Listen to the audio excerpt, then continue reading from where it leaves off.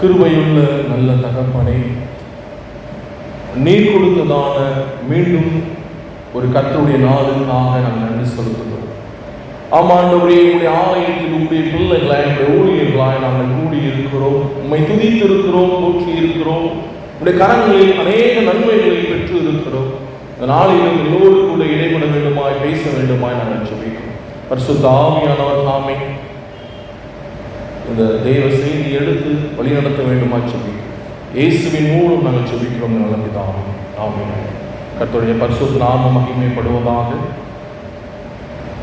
ஒரு மரண தருவாயில் இருந்த என்னை, மறித்து போக வேண்டிய என்னை அவருடைய தழும்புகளால் குணமாக்கி இம்மட்டும் அவருடைய ஊழியத்தின் பாதையில் நடத்தி வருகிற தேவாதி தேவனுக்கு என்னுடைய சோத்திரங்களையும் நன்றிகளையும் நான் ஏறெடுத்துக் கொள்கிறேன்.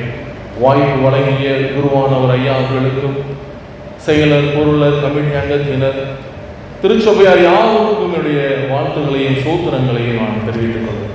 அல்லேலூயா. ஆமென். கர்த்தர் நம்மோடு கூட இருக்கிறார். அவர் பேசுகிறவராய் இருக்கிறார். நாம் பேசினால் அவர் கேட்கிறவராய் இருக்கிறார். நாம் வழிபடுகிற தெய்வம் அவர் உயிர் உள்ளவர், அவர் ஜீவன் உள்ளவர். அவர் நம் அருகே இருக்கிறதை நாம் உணர முடியும். கர்த்தர் இந்த செய்தியை நமக்கு பிரயோஜனமுள்ளதாக மாற்றி தருவாராக. தென்னிந்திய திருச்சபையானது இந்நாளின் தலைப்பை திருமுழுக்கினால் கிறிஸ்து அடையாளப்படுத்தப்படுவதை வெளிப்படுத்துதல் என்கிற தலைப்பின் கீழ் சிந்தித்துக் கொண்டிருக்கிறது. ஞானஸ்நானம் என்பது தண்ணீரின் வழியாக கிறிஸ்துவின் மரணம் மற்றும் உயிர்த்தெழுதலை, நம்முடைய அடையாளத்தை வெளிப்படுத்துகிறதாய் இருக்கிறது. நம்மால் எத்தனை நபர்கள் ஞானஸ்நானம் பெற்றார்கள்? ஒரு கேள்வி. நாம் எத்தனை பேர் நடுவில் நாம் ஞானஸ்நானம் பெற்றோம்? ஞானஸ்நானத்துக்கு எது ரொம்ப முக்கியம்? தண்ணீர் ரொம்ப முக்கியம். காவிரியில இருந்து தண்ணீர் வரலன்னு சொல்லி சட்டமன்றத்தில் ஒரே பேச்சு. டேம், தண்ணீர் என்று சொல்லி நம்முடைய வாழ்ந்துகிற இந்த காலத்திலே தண்ணீர் பற்றியதான பேச்சுக்கள் சோசியல் மீடியாவிலும் அரசியல் தலைவர்களிடத்திலும் பேச்சுக்கள் இருக்கிறதை நாம் பார்க்க முடிகிறது. நமக்கு தெரிந்ததெல்லாம் நல்ல தண்ணி, உப்பு தண்ணி. ஆனால் வேதத்தில் ரட்சிப்பு எதில் தொடங்குகிறது? சால்வேஷன் அது தண்ணீரில் தொடங்குகிறது. அது மாதிரி நியாய தீர்ப்பு எதில் முடிகிறது? வெளிப்படுத்துவதில் வாசிக்கிறோம். ஜட்ஜ்மெண்ட் தண்ணீரில் அது முடிகிறது. வேதாகமத்தில் தண்ணீருக்கு 2 அர்த்தங்கள் இருக்கிறது. திருமுழுக்கினால் கிறிஸ்துவின் அடையாளப்படுத்தப்படுவதை நாம் எப்படி வெளிப்படுத்துகிறவராய் இருக்கிறோம்? கிறிஸ்துவோடு நாம் அடக்கம் பண்ணப்பட்டு கிறிஸ்துவோடு கூட வாழ்கிறோமா? அவரோடு கூட எழுப்பப்பட்டு இருக்கிறோமா? செங்கடல் தண்ணீர் என்ன செய்தது? அது அடிமைத்தனத்திலிருந்து விடுதலையை கொடுத்தது. யோர்தான் தண்ணீர் என்ன செய்தது? அது வாக்குத்தத்த தேசத்தில் ஜனங்களை கொண்டு போனது. ஆம், இயேசு கிறிஸ்து திருமுழுக்கு பெற்ற அந்த தண்ணீர் என்ன செய்தது? உங்களுக்கும் எனக்கும் மீட்பை வழங்கியது.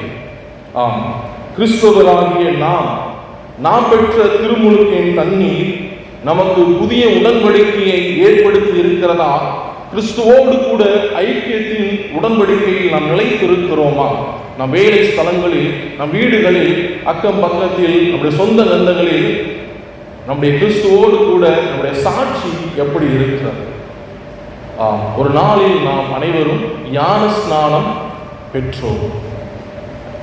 இந்த செய்தியை நான் உங்களுக்கு ஒரு சுருக்கமாக 4 தலைப்பின் கீழ் நான் உங்களுக்கு கூற இருக்கிறேன். நம்முடைய முதலாம் ஆராதனையில் நேரம் கருதி 2 வேத பாடமாக நாம் வாசிக்க நாம் கேட்டோம். முதலாம் வேத பாடமாக ஆதியாகமம் 11ஆம் அதிகாரம் 7-9 வசனங்களை நாம் வாசிப்போம். 7ஆம் வசனத்தில் நாம் இறங்கி போய் ஒருவர் பேசுவதை மற்றொருவர் அறியாதபடிக்கு அங்கே அவர்கள் வாசையை தாறுமாறாக்குவோம் என்றார். சிதறி போன மனிதர்களை தேவன் தமது மக்களாக அடையாளப்படுத்துகிறார். எதற்கு சிதறி போனார்கள்? அவர்களுக்குள்ளாக இருந்த பெருமை, நான், என்னுடையது, எங்களுக்காக ஒரு கோபுரத்தை கட்டுவோம், ஒரு பட்டணத்தை எழுப்புவோம் என்கிற பெருமையின் காரணமாக கர்த்தர் அவர்களை சிதற பண்ணினார். அவர்களுக்குள் ஒற்றுமை இருந்ததா? இருந்தது முன்னாலே. ஆனால் அவர்களுக்குள்ளாக எப்பொழுது பெருமை வந்ததோ அந்த பெருமை அவர்கள் பெருமையாய் எண்ணிய காரியங்கள், நினைத்த காரியங்களை செயல்பட விடாமல் ஆக்கியது. நாம் யாருடைய பிள்ளைகள்? திருமுழுக்கு பெற்ற ஒவ்வொருவரும் கிறிஸ்துவுக்கு சொந்தமானவர்கள் என்று வேதம் சொல்லுகிறது. பாபேல் கோபுரம், மக்கள் கூடி ஒரு கோபுரத்தை அவர்கள் கட்ட தொடங்கினார்கள். ஆனால் முடித்தார்களா? நம்முடைய பெயர் பெரிதாக வேண்டும் என்று நாம் ஒரு சிலர் என்ன செய்கிறோம்? நினைக்கிறோம். வேலை ஸ்தலங்கள்ல, நம்முடைய சொந்த பந்தங்கள். ஆனால் தேவன் என்ன நினைக்கிறார்? பெருமை உள்ளவர்களுக்கு அவர் எதிர்த்து நிற்கிறவராய் இருக்கிறார். தேவனை மறந்த ஜனங்கள் இவர்களாய் இருந்தார்கள். அவர்கள் சிதறி போனார்கள். ஒரு பள்ளியில் ஒரு வகுப்பு மட்டும் மிகுந்த நல்ல பெயர் வாங்கி கொண்டிருந்தது. 20 மாணவர்களை கொண்ட அந்த கிளாஸ்ல எல்லா மாணவர்களும் கீழ்படுகிறவர்களாய், நல்லா படிக்கிறவர்களாய், ஒழுக்கம் நிறைந்தவர்களாய், உண்மை உள்ளவர்களாய் இருந்தார்கள். ஆனால் ஒரு சில நாட்கள்ல அவர்களுக்குள்ளாக சண்டை வந்தது. நான் தான் பெரியவன் என்று சண்டை வந்தது. அந்த பெயர் அதிசீக்கிரமாய் கெட்டு போயிற்று. நாம் கிறிஸ்துவுக்கு சொந்தமானவர்கள் என்ற சிந்தனையோடு கூட நாம் ஒருமித்து வாழ கர்த்தர் நம்மை அழைத்திருக்கிறார். இல்லை என்றால் இப்படிப்பட்டதான சிதறி போவதற்கு நாம் ஆளாக்கப்படுவோம். கிறிஸ்து எங்களுக்கு பெரியவர் என்று எவர் நினைக்கிறாரோ அவரே ஆசீர்வதிக்கப்பட்டவர். கிறிஸ்து மாத்திரமே எங்களில் பெரியவர் என்று எந்த குடும்பம் நினைக்கிறதோ அதுவே ஆசீர்வதிக்கப்பட்ட குடும்பமாக இருக்கிறது. நான் என்கிற பாவம் நம்ம நினைக்கிறோம். நான், எனது என்கிறதே ஒரு பாவம். பவுல் சொல்லுகிறார், எங்கள் அடையாளத்தை, நம்முடைய அடையாளத்தை அவர் அளிக்கிறவராய் இருக்கிறார். பாபேல் கோபுரத்தின் அடையாளத்தை அவர் சிதற பண்ணினார். காரணம் அவர்களுக்குள்ளாக இருந்த பெருமை.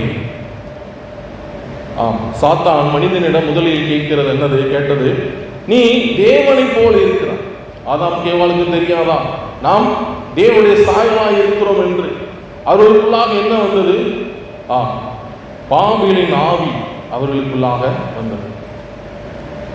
இறுதியாக என்ன செய்தார்கள்? அவர்கள் பாவத்தால் அவர்கள் தேவனை விட்டு பிரிந்து போனார்கள்.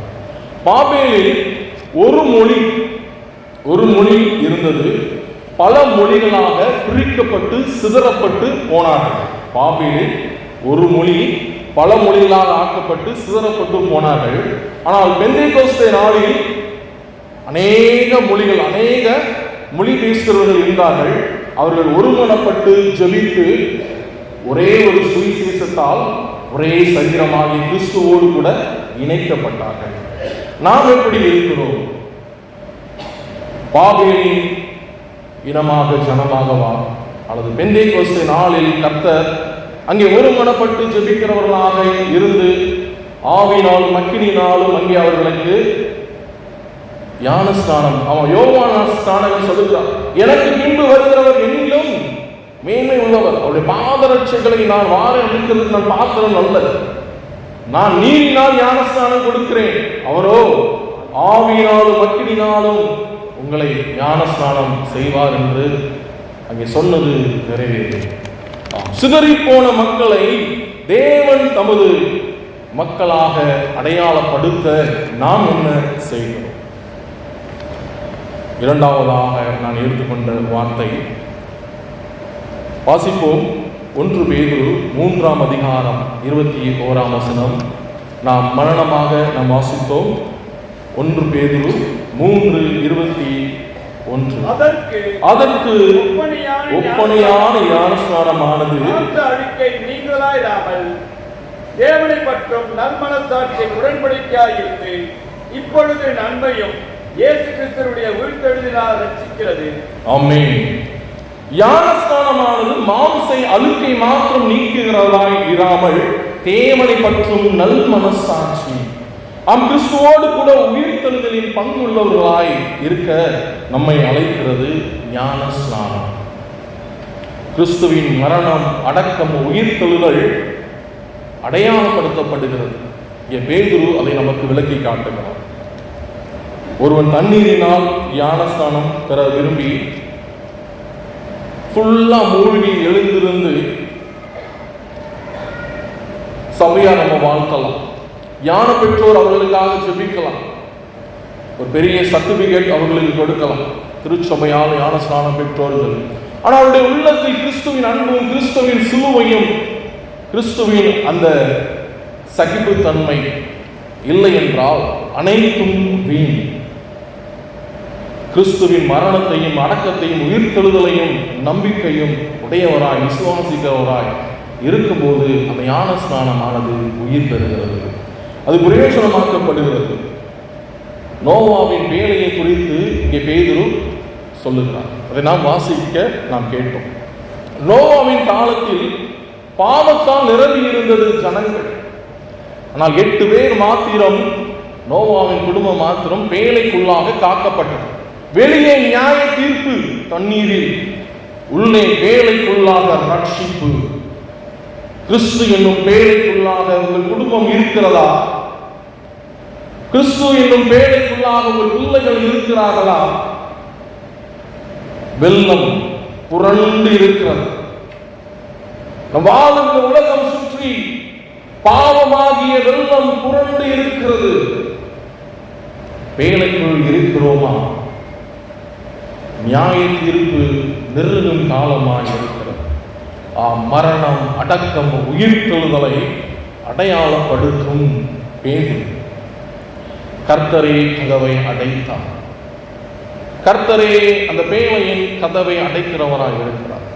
நம்முடைய குடும்பங்களில் ஒரு சிலருக்கு சரியான வேலை, திருமண காரியம், பிள்ளை பாக்கியம், தொழிலில் நஷ்டம், வரவேண்டிய சொத்துக்களில் ஒரு சில அடைப்புகள் இருக்கலாம்.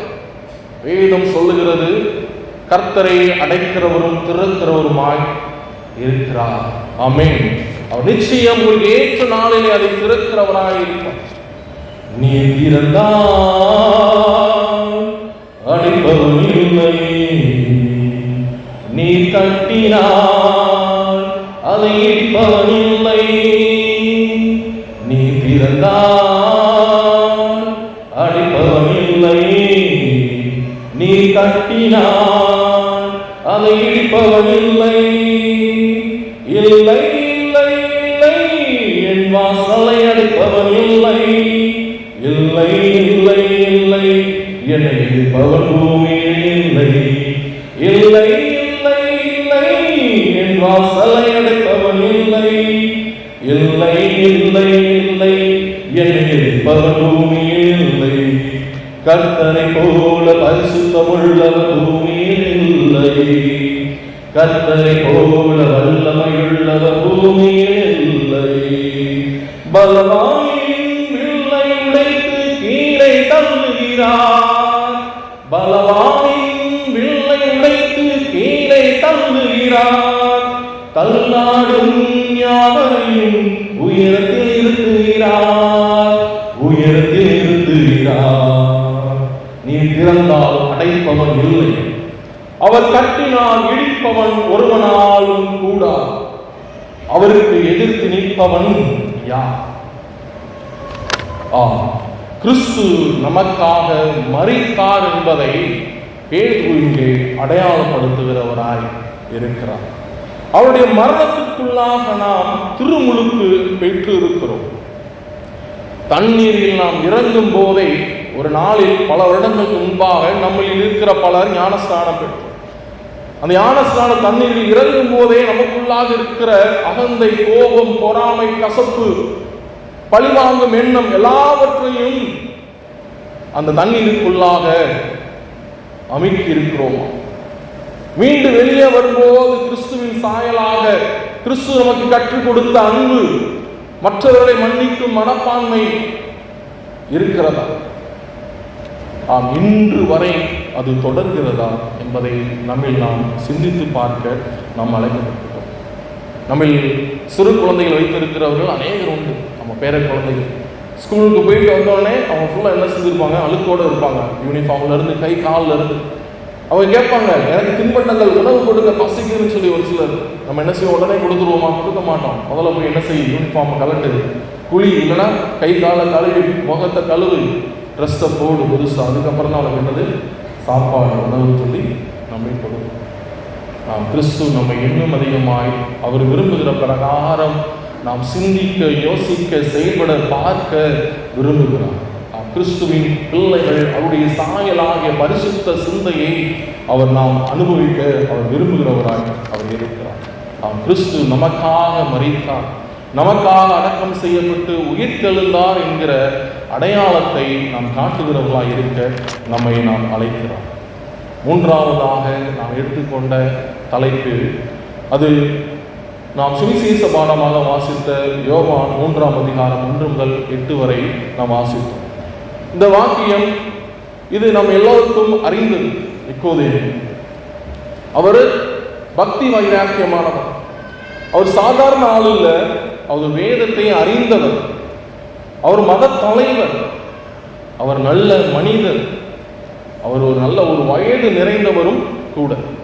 ஆனால் அவருக்கும் ஒரு சந்தேகம், அவருக்கும் ஆண்டவராய் இயேசு கிறிஸ்து சொல்லுகிறார். என்ன சொன்னாரு? ஒரு ஜனத்தினால் மாத்திரமல்ல, ஆவியினாலும் மீண்டும் பிறக்க வேண்டும். மீண்டும் பிறக்க வேண்டுமா? என் தாயின் வயிற்றில் நான் மீண்டும் பிரவேசித்து மறுபடியும் பிறக்க வேண்டுமா? ஆண்டவராய் இயேசு கிறிஸ்து சொல்றாரு, இதை நீ அறியலையா? இவ்வளோ ஞானமான வேதபாரகனா தலைவனா இருந்து இதை நீ அறியலையா அப்படின்னு சொல்லி சொல்றார். தண்ணீரால் மாத்திரமல்ல, பரிசுத்த ஆவியால் புதிய வாழ்க்கையை அடையாளப்படுத்த வேண்டும். பரிசுத்த ஆவியானவரின் வாழ்க்கையா? தண்ணீர் முக்கியமா? ஞானஸ்நானத்துக்கு தண்ணீர் முக்கியம்.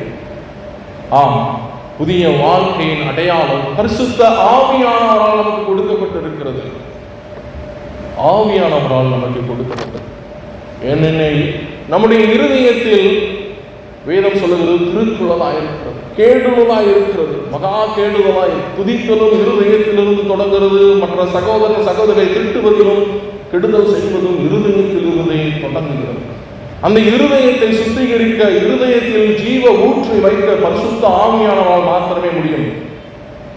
நமக்கு தீங்கு இழைத்தவர்களை நம்மால் மன்னிக்க முடியாது. அவர்களை என்ன செய்யலாம் என்று திட்டம் தீட்டவே மனித சிந்தனை செயல்படும். ஆனால் கர்த்தருடைய ஆவியானவர் நமக்குள் இருந்தாரானால் அவர்களை மன்னிக்க கடவுள் உதவி செய்கிறார்.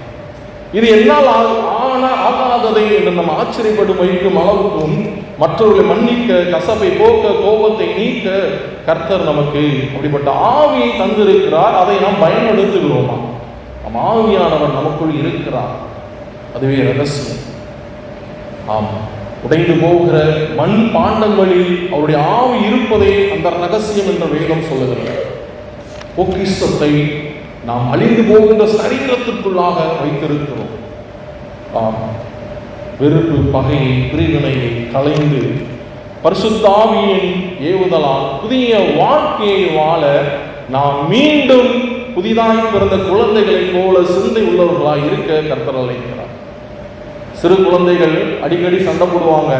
பெரியவர்களாகிய நாம் அதை பெருசுபடுத்தி பார்ப்போம், யோசிப்போம். ஆனால் அவர்கள் என்ன செய்வார்கள்? மீண்டும் அதே குழந்தையோடு விளையாடும், சிரித்து பழகும், இருப்பதை பகிரும்.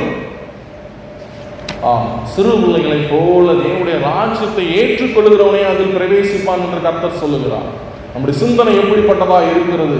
நம்முடைய யோசனை எப்படிப்பட்டதா இருக்கிறது? கிறிஸ்துவின் பிள்ளைகளாகிய நாம் கிறிஸ்துவை தரித்து பரிசுத்த ஆவியானவரால் புதிய வாழ்க்கை வாழ்கிறோமா? குடும்பத்தில் கிறிஸ்துவை அறியாத மக்களிடத்தினுடைய சாட்சி எப்படி இருக்கிறது? சகையுவின் சாட்சி எப்படி இருந்தது? அவன் ஒரு நாள் கிறிஸ்துவை அறிந்தான். அவனுடைய சாட்சி, அவன் பணத்தை பிடுங்குகிறவனாய் இருந்தான், வரி பின்பாக கொடுக்கிறவனாய் மாறினான். அங்கே சவுல் கிறிஸ்தவர்களை கொடுமைப்படுத்தினான். ஆனால் கிறிஸ்துவை அறிந்த போது பவுலாக மாறி உயிரையே கொடுக்க துணிந்தவராய் இருந்தான். நம்முடைய திருமுழுக்கு பெற்றபின், ஆவியானவரை பெற்றபின், கிறிஸ்துவின் பிள்ளைகளாய் நாம் அடைந்த பின் நம்முடைய வாழ்க்கை எப்படி இருக்கிறது என்று கடவுள் பார்த்து கொண்டிருக்கிறார். தண்ணீரால் மட்டுமல்ல, பரிசுத்த ஆவியால் புதிய வாழ்க்கை வாழ நம்மை அடையாளப்படுத்துவோம். நான்காவதாக நான் எடுத்துக்கொண்ட வார்த்தை, மன்னிக்கப்பட்ட மனிதன் இனி தேவனிடமிருந்து ஓடுவதில்லை என்று தாவீது தன்னை அடையாளப்படுத்துகிறார். நாம் மாறி மாறி 32ஆம் சங்கீதத்தை வாசித்தோம்.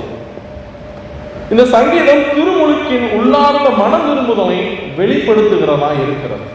அந்த சங்கீதத்திற்கு இப்படியாக தலைப்பு கொடுத்தோமானால் இப்படியாக தலைப்பு கொடுக்கலாம்: பாவ அறிக்கையும் மன்னிப்பும். பாவ அறிக்கை அங்கே தாவீது இடுவதை நாம் பார்க்க முடியும்.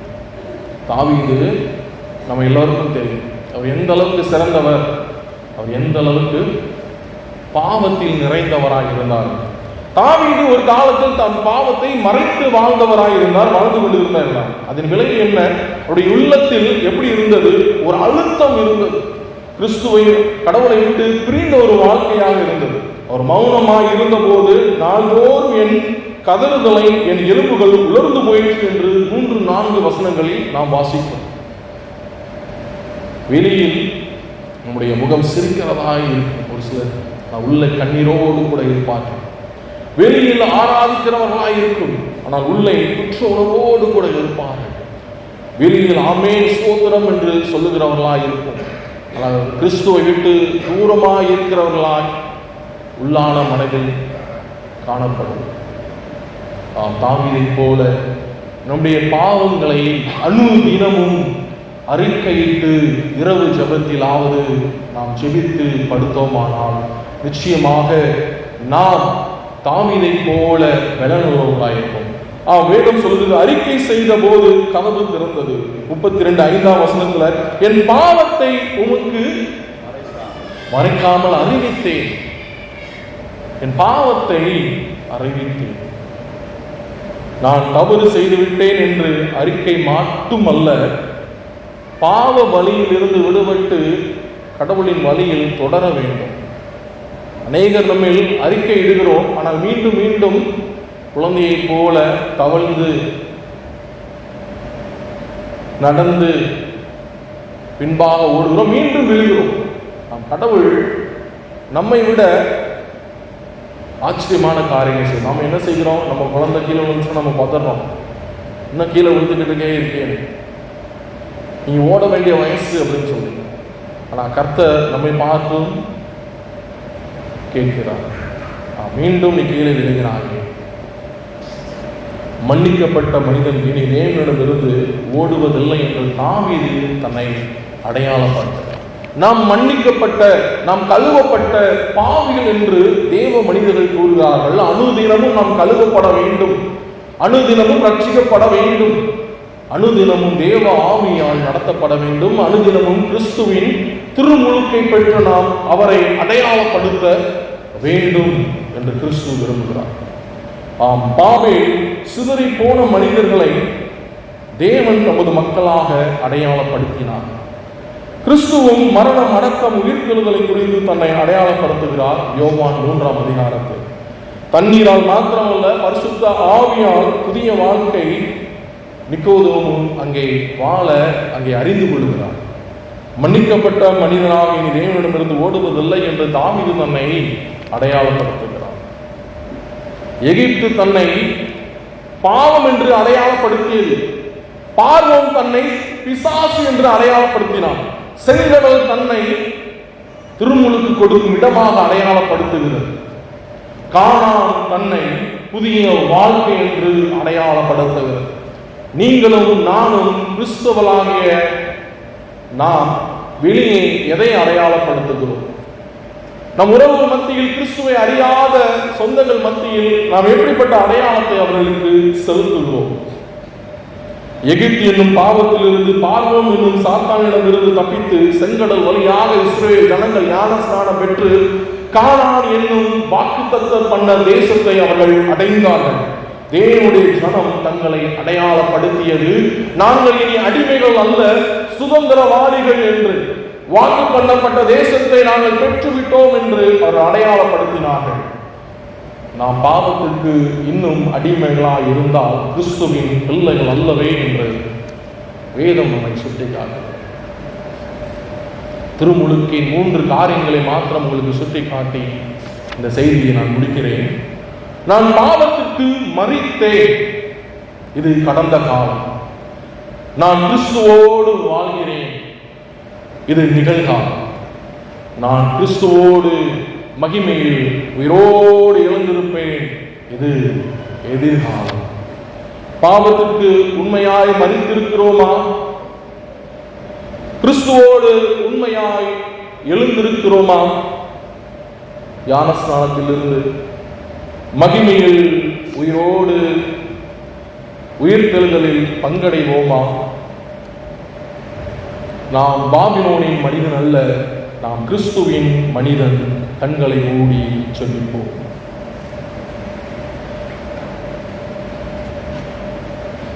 மறுபடியும் நான் பிறக்க வேண்டும், மறுரூபமாக மாற வேண்டும். மறுபடியும் நான் பிறக்க வேண்டும், மறுரூபமாக மாற வேண்டும். யோர்தான் நதிக்கரை அனுபவங்கள் அப்படியே இன்று நடக்கணுமே. யோர்தான் நதிக்கரை அனுபவங்கள் அப்படியே இன்று நடக்கணுமே. அப்படியே இன்று நடக்கணுமே. வானம் திறந்து வெண்புறா போல இறங்கி வர வேண்டும். தேவ வல்லமை தர வேண்டும். வானம் திறந்து வெண்புறா போல இறங்கி வர வேண்டும். தேவ வல்லமை தர வேண்டும். தேவ வல்லமை தர வேண்டும். தேவ வல்லமை தர வேண்டும். பாபேல் சிதறுண்ட ஜனங்களை நமக்கு நினைவுபடுத்துகிறது. தாவீது மனம் திரும்பியதை நினைவுபடுத்துகிறார். நிக்கோதேமு புதிய பிறப்பை நினைவுபடுத்துகிறார். பேதுரு கூறிய திருமுழுக்கு உடன்படிக்கையை நினைவுபடுத்துகிறது. கர்த்தர் உங்களையும் உங்கள் சந்ததிகளையும் ஆசீர்வதிப்பாராக. ஆமென்.